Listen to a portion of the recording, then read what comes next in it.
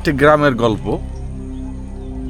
একটা লোকের হইল 5টা মেয়ের পরে একটা ছেলে হয়েছে।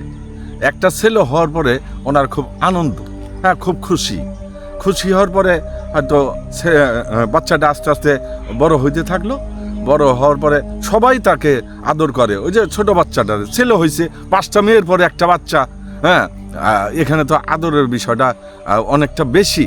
বোনেরাও আদর করে, মা বাবাও আদর করে, এবং পাড়াপড়শি যারা আছে আত্মীয় স্বজন সকলে আদর করে। তো যাই হোক, কয়েক বছর পরে দেখা গেল তারে সুন্নতে খাতনা দিব, অর্থাৎ মুসলমানই দেব। যে এই কারণে হলো ওনারা একটা পরিকল্পনা করলো যে বড় সড়ো করে একটা অনুষ্ঠান আমরা করুম।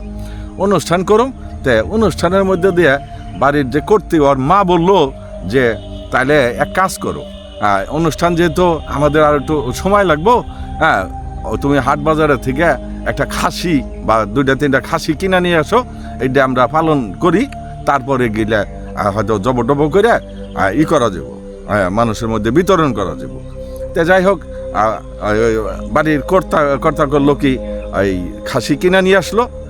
খাসি কিনা নিয়ে আসার পরে সবারই বললো যে খাসি আমরা আর বাইন্দে রাখুন না, আগলা থাকবো।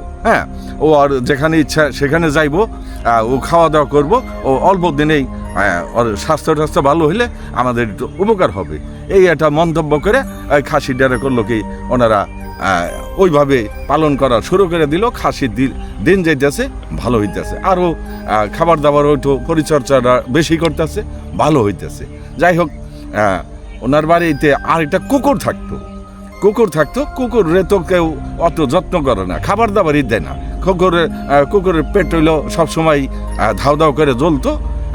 তাই রাত্রেবেলায় ওই কুকুর এবং খাসি একসাথেই, ছাগলের বাচ্চাটা একসাথেই থাকতো।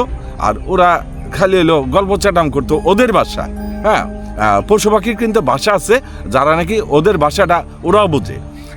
ওইভাবেই একটা ভাষার মধ্যে থেকে খালি ওই খাসিটা কয় কি, তোর ভাগ্যটাই খারাপ রে, দেখ তোর কেউ তো কিছু খাইতেই দেয় না। আর ক্রিটিসাইজ করতো, অপমান করতো। আর হইলো মন মতো খাইতো।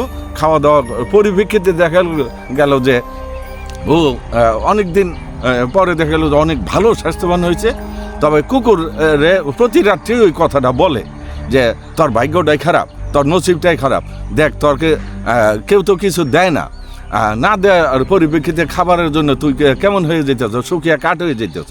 তা যাই হোক, কুকুর আর কোনো কথা বলে না। কুকুর একদিন বিরক্ত হয়ে বলতেছে যে তোরে যে এত আদর যত্ন করতেছে, তুই কি জানোস যে তোকে এত কেন আদর যত্ন করতেছে? তুই কিন্তু তা জানোস না। জানলে মনে হয় যে তুই বুঝতে পারতি, তুই তো বুঝোস না। যে কারণে হইলো তুই আগলা খাইতেছস, ওই যে পরিচর্যা করতেছে, তুই মনে করতেছে যে আমার খুব যত্ন করতেছে। আসলে তোর যত্ন কিছুই না।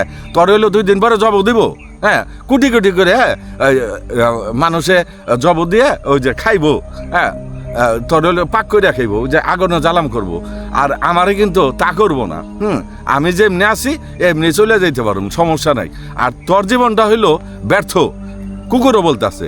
আর ও বলতেছে যে তুই যে কথা কইতেছিস আমি তো এটা দেখি না। কলে দেখবি না, তুই তো যে গৃহস্থের ওই যে মাছার মধ্যে যায় দেখিস কি যে ধারালো অস্ত্র তোর জন্য রেখে দিছে। তোর জব করবো, তো জব করে ওই যে কুটি করবো, কুটি করে মানে জ্বালাম করে রান্না করে তোর খাইব, তুই দেখে আসিস। তা যাই হোক, একদিন পরে করছি গিয়ে কুকুর ওই যে গ্রাম পর্যায়ে যে বাড়ি, ওই বাড়িটার মধ্যে দেখে মাছার মধ্যে উঠে ওইগুলো চাউল ডল খায়। তাকে দেখে কি চকচক করতেছে, ঝকঝক করতেছে ধারালো অস্ত্র। ওর মনে হইলো, চান দিল যে আসলেও তো আমাকে খাইব। তাইলে কি করা যায়? ওর খাওয়া দাওয়া বন্ধ হয়ে গেল। রাত্রিবেলা একসাথে আবার ওরা হয়েছে।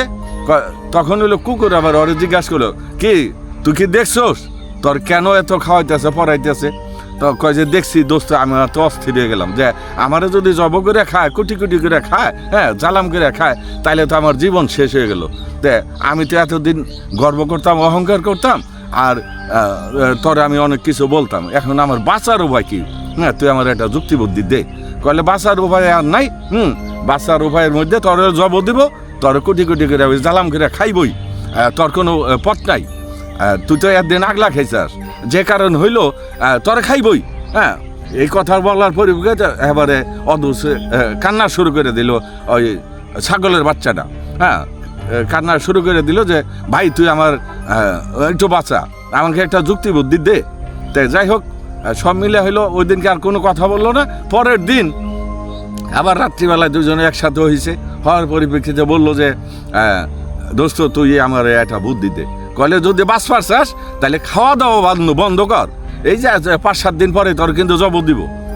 তুই অশোকের একটা ভান ধর, তোর একটা বাঁচার উপায় হলো অশোকের ভান ধরা, তাছাড়া তুই বাঁচতে পারবি না, তোর জব দিবই, আর তো কোনো উপায় নেই।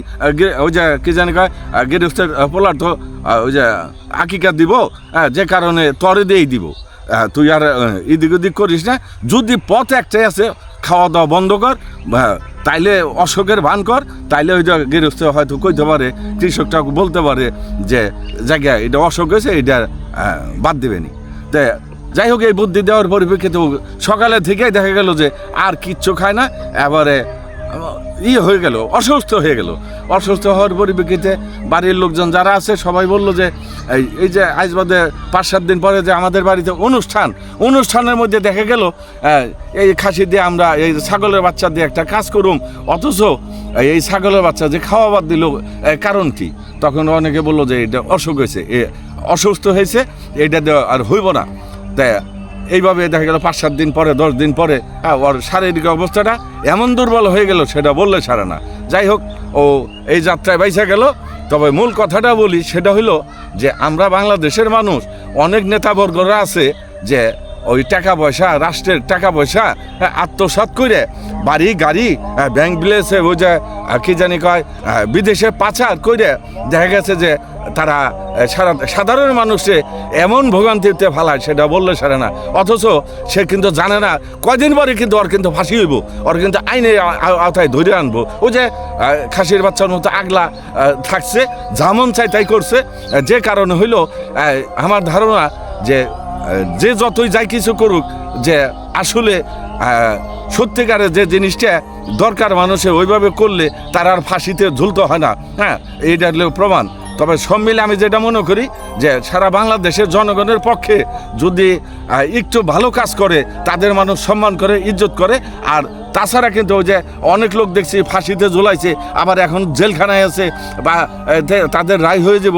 তবে এভারেস্ট মিলিয়া যে কথাটা আমি মনে করি সেটা হলো কম খাওয়া, অল্পর মধ্যে সন্তুষ্ট থাকলে তাদের জীবনটা ওই যে ফাঁসিতে ঝুলতে হয় না। এইটা জানা গেল, বোঝা গেল। তবে আমরা যারা আছি, আমরা সাধারণ মানুষ, ছোট মানুষ, আমরা অল্পতেই সন্তুষ্ট থাকো, কারণ আমাদের ফাঁসি কেউ দেব না, আমরা সামনে আল্লাহ নিয়ে যাবো আমাদের, তা ঠিক আছে, তা চলে যাবো। তবে রশিদে ঝুলে আমাদের ফাঁসি কেউ দেব না। আর যদি অন্যায় অপরাধ আমরা করি, তা আমাদের ফাঁসি আর কেউ রোধ করতে পারবো না। এটা কিন্তু পরিষ্কার ভাষা। বাংলাদেশের মধ্যে আমরা অনেক ইতিহাস জানি, সারা বিশ্বের ইতিহাসও জানি। যারা জনগণের কাজ না করছে তাদেরই নির্মম অত্যাচার আমরা অনেকে ইতিহাস দেখছি, বর্তমানে দেখতেছি, আগামী দিনেও দেখুন। তবে আমার ধারণা ওই যে জনগণের পক্ষে, সাধারণ জনগণের পক্ষে ন্যায় কাজ করলে তাকে মানুষ সম্মান করে। আর তাছাড়া ফাঁসি কারো রক্ষা নাই, জেল জুলুম তার রক্ষা নাই। সে বুঝতেই পারবো না যে আমার জীবনটা এত ভয়ানক অবস্থা হয়ে গেল। তবে যে কাজটা করলে ভালো হইব, এই কাজগুলো করলে ভালো হয়, এটা আমার দাবি এবং অনুরোধ। আর একটা কথা বলি, সেটা হলো আপনারা সকলে ভালো থাকবেন, সুস্থ থাকবেন, ভালো কাজগুলো চিন্তা ভাবনা করবেন। ভালো কাজ করলে অসুখ বিসুখ কম হইব, ঝামেলা মুক্ত থাকবেন। হ্যাঁ, আপনাদের দেখে মানুষ সম্মান করব, এইটাই হলো আমার পরিষ্কার উত্তর। তবে মানুষ তো অনেকে অনেক কথা শুনে, অনেকের বুদ্ধি নেয়। হ্যাঁ, সবার বুদ্ধি নেওয়ার দরকার নাই। আপনি বুঝবেন হইলো যে এই কাজটা আমার জন্য অপরাধ, এই কাজটা ভালো না, ওই কাজটা আপনি করবেন না। তাইলে দেখবেন যে আপনার জীবনটা সুন্দর হইতেছে, ভালো হইতেছে। এইটাই আমার কথা।